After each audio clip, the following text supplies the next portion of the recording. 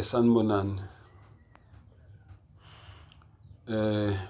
Lo mlayezo ubheke kuwo wonke umuntu ophila emhlabeni ozaziyo futhi ukuthi ngelinye ilanga lo mhlaba lo uzowushiya. Ngoba uyazi ukuthi lo omkhonzayo akakudalanga. Ngoba uyazi ukuthi lo omkhonzayo ayikho into ayidalile emazulwini ayisikhombisa phezulu, ukusukela ezulwini lokuqala uyofika kwelesikhombisa, udlule kulo uyofika kuSidratul Muntaha, udlule kuso leso sihlahla leso, weqe imifula ngemifula, udlule izindawo ngezindawo, uyofika phezulu esihlalweni sikaMdali sobukhosi, udlule uyofika kwingilosi ezengamele leso sihlalo, udlule uyofika kwingilosi enkulu uGabriel. Akukho okunelungelo lokukhonzwa ngaphandle kwalo odale yonke lento engikubalela yona. Sibuye size emhlabeni. Yonke into ekhona emhlabeni iyindalo. Yonke into ekhona emhlabeni ifana notshani, ifana nentethe, ifana nezimbali. Yonke into ekhona emhlabeni nento eyake yaba khona, ngelinye ilanga izobuna, ngelinye ilanga kuzophela ngayo. Manje wena ke ola emhlabeni okhonza ezinye izinto ezila emhlabeni eziphambi kwakho, nezake zaba khona ezinye azisekho, kodwa niyaqhubeka niyazikhonza. Uthembeni.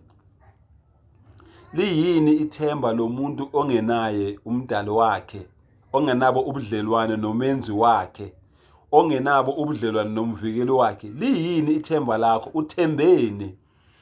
Uma sifunda umbhalo uthi ukuhlakanipha kokuqala ukumesaba uNkulunkulu.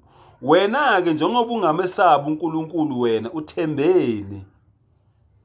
Akekho ofana naye. Akozeli, akalali, akakhathali, akaphumuli, akezwa buhlungu. Uyamkhonza awumkhonzi, akezwa buhlungu. Abamkhonzayo ayikho indlela abambenefitha ngayo, ayikho indlela azuza ngayo kubo. Pho wena ngoba uyazazi ukuthi ngelinye ilanga uzohamba kulo mhlaba, uzowushiya lo mhlaba, uthembeni njengoba ungafuni ukumkhonza, kodwa wena ukhetha ukukhonza izidalwa zakhe. Yini le wena oyithembile?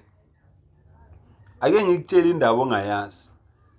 200 years from now bese ueda neminyaka yakho 4025, sonke sobe singaphansi komhlaba, sonke, mina nawe nabo bonke abaphilayo sobe singaphansi komhlaba. Uma ngabe uyobukhona uyobusaphila ngaleso sikhathi, uyo-eda iminyaka yakho bese ufaka u200 years phezulu, uyobe uyinto yokudlala, uyobe uyisigcono seyingane ezobe iphila ngaleso sikhathi. Kuyobe kwenziwa ngawo ama-experiment ngoba yikho into yobukazi ukuyenza. Pho ngoba uyazazi ukuthi kukhona la ubuya khona, kukhona la ozosuma usuka la uye khona, uthembeni njengoba ungafuni ukukholwa ngeqiniso. Umbuzo njengobubuza kuwo wonke umuntu ophila emhlabeni. Uthembeni. Abantu ababephila ngo-16 something namhlanje sikhuluma umlando ngabo. Nawe ngo-4025 kuyobe kukhulunywa umlando ngawe. Uthembeni. Liyini ithemba lakho njengoba wena ungenabo ubudlelwane nomdali wakho? Umbuzo njengokubuza wona, uthembeni. U-Allah asivula amehlo, umdala wey'nsuku, umenzi wey'nto zonke, asipha amandla, sivuleke ingqondo, sivuleke amehlo, silibone iqiniso, sihambe eqinisweni.